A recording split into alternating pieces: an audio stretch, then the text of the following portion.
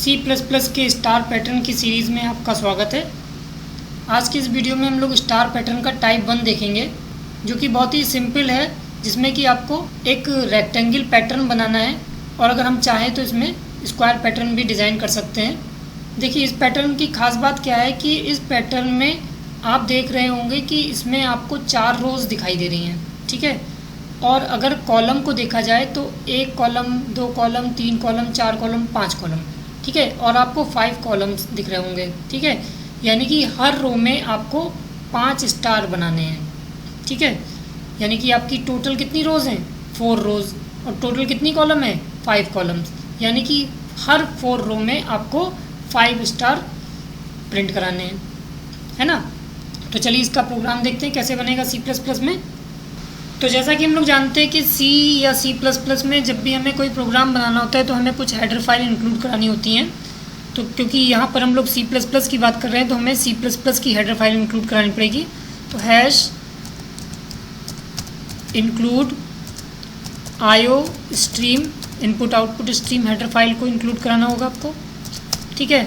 और दूसरी आपकी कॉमन है जो कि आपको कंसोल इनपुट आउटपुट के फंक्शन के लिए यूज़ करी जाती है, conio.h, है ना।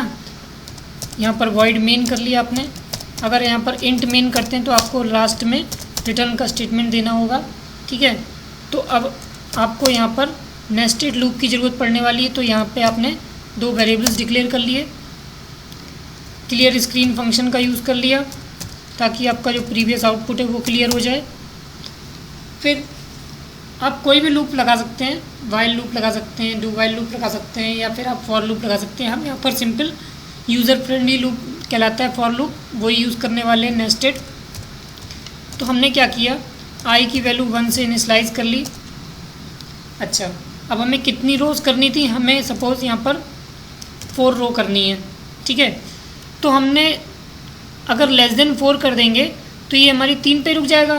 तो या तो हम लेस देन 5 कर लें या फिर हम लेस आर इक्वल्स टू 4 कर सकते हैं। फिर हमने यहाँ पर आई प्लस प्लस कर लिया। फिर अब ये फॉर लूप की बॉडी स्टार्ट हो गई।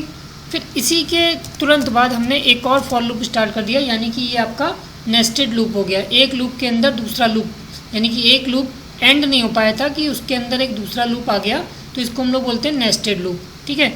अब यहाँ पर हमने क्या करा, हमें कितने कॉलम्स प्रिंट कराने हैं? हमें 5 कॉलम्स प्रिंट कराने हैं। तो हमने जे की वैल्यू 1 कर दी और J is less or equals to 5 कर लिया, ठीक है। आप जे लेस देन 6 भी कर सकते हैं, जे प्लस प्लस कर लिया, ठीक है।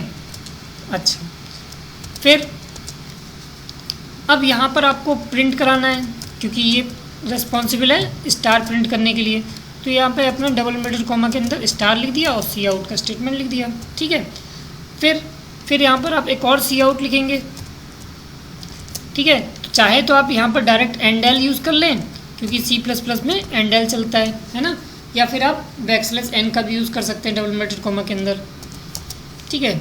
ये आपका प्रोग्राम बन के तैयार हो गया। देखिए, ये वाला जो सी आउट वाला स्टेटमेंट है, पहला सी आउट वाला जो स्टेटमेंट है वो इस इनर लूप के लिए काम करेगा, जबकि ये वाला सी आउट का स्टेटमेंट है वो आपका आउटर लूप के लिए काम करेगा, ठीक है। अगर आप यहाँ पर ब्रेसेस लगा देंगे इन दोनों के बीच में तो ये दोनों ही इनर लूप के लिए काम करने लगेंगे, ठीक है। फिर यहाँ पर हम लोग गेट सी एच फंक्शन का यूज़ कर लेते हैं। बस आपका प्रोग्राम बन के तैयार हो गया। अब आपने कंट्रोल F9 से इस प्रोग्राम को रन कराया और देखिए ये आपका आउटपुट आ गया, है ना। 4 रोज़ आ गई और हर रो में आपके 5 स्टार प्रिंट होके आ रहे हैं, है ना। अच्छा, अभी कैसे वर्क कर रहा है वो भी देख लीजिए।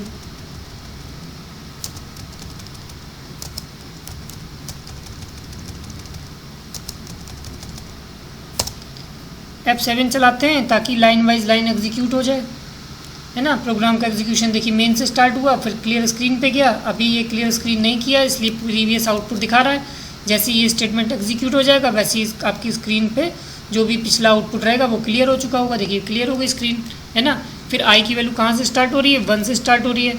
आई की वैल्यू टेस्ट कर रहा है कि क्या आई की value less or equals to 4 है। हाँ है, ठीक है। तो फिर इनर लूप में चला गया, ठीक है। हर एक वैल्यू के लिए, आई की हर एक वैल्यू के लिए जे 5 बार चलेगा, है ना।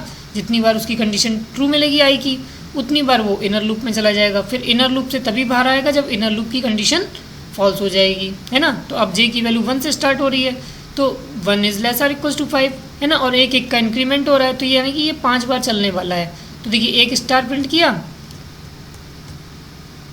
अब इसमें चला गया, देखिए यहाँ पर एक स्टार इसने प्रिंट कर दिया, है ना। फिर जे में इंक्रीमेंट हो रहा है, फिर जे को टेस्ट कर रहा है ना, कि जे की वैल्यू 2 हो गई होगी। अब 2 भी 5 से छोटी है, तो फिर स्टार एक प्रिंट कर देगा, तो देखिए 2 स्टार प्रिंट कर दिए, है ना। इसी तरीके से फिर तीसरा स्टार प्रिंट करेगा, है ना, तीसरा स्टार प्रिंट कर दिया। फिर ऐसी चौथा, है ना, ये देखिए चौथा स्टार प्रिंट कर दिया। फिर इसी तरीके से 5th स्टार प्रिंट कर देगा, है ना, तो देखिए 5th स्टार प्रिंट कर दिया। अब जे की वैल्यू जैसे 6 हुई तो कंडीशन हमारी फॉल्स हो गई। तो देखिए ये आउटर लूप के स्टेटमेंट पे आ गया, है ना। तो ये क्या फोर्स करेगा, देखिए अभी आपकी कर्सर जो है वो फर्स्ट रो में ही ब्लिंक कर रहा है ना। अच्छा, जैसे ही ये स्टेटमेंट एग्जीक्यूट होगा वैसे ही वो कर्सर आपका नेक्स्ट लाइन पे आ जाएगा। तो देखिए नेक्स्ट लाइन पे कर्सर आ गया। अब जो स्टार प्रिंट होंगे वो नेक्स्ट लाइन पर प्रिंट होंगे, यानी कि नेक्स्ट रो पर प्रिंट होंगे, सेकंड रो पर, है ना। फिर अब आई में इंक्रीमेंट होगा तो आई की वैल्यू 2 के लिए फिर जे 5 बार चलेगा, है ना। इसी तरीके से चलता रहेगा प्रोसेस, 2 3, है ना, 4 5, है ना। देखिए 5 स्टार प्रिंट कर दिए। फिर अब ये फोर्स करेगा नई लाइन पे लाने के लिए, है ना, इसने नई लाइन पे ले आया, तो देखिए फिर कर्सर आपका नई लाइन पे आ गया। फिर आई की वैल्यू 3 के लिए ये जे 5 बार चलेगा,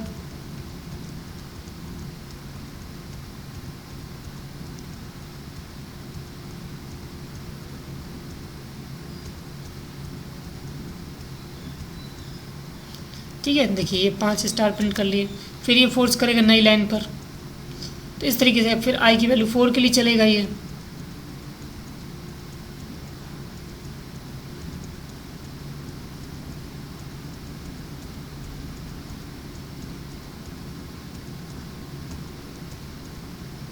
ठीक है। अब आई की वैल्यू हो जाएगी 5, तो कंडीशन वैसे ही फॉल्स हो जाएगी। तो ये आपका आउटपुट आ गया, है ना। तो इस तरीके से आपका प्रोग्राम का एग्जीक्यूशन होता है, ठीक है। अगर आपको यहीं पर अगर स्क्वायर मैट्रिक्स प्रिंट करानी होती तो यहाँ पर आप क्या करते, 5 रोज 5 कॉलम कर लेते, है ना। तो उस केस में आपका स्टार इस तरीके से प्रिंट हो जाता, है ना। ये 5x5 की, अब इसमें क्या हो गया, 5 रो 5 कॉलम का बन गया। वहीं पे अगर आप स्पेस दे देंगे तो आपको आउटपुट कुछ और इस तरीके से दिखने लगेगा, है ना। बीच में डिस्टेंस आ जाएगी, स्क्वायर तरीके से पैटर्न दिखने लगेगा। आई थिंक आपको क्लियर हो गया होगा।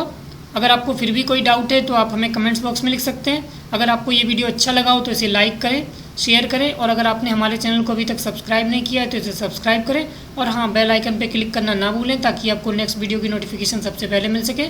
Thank you.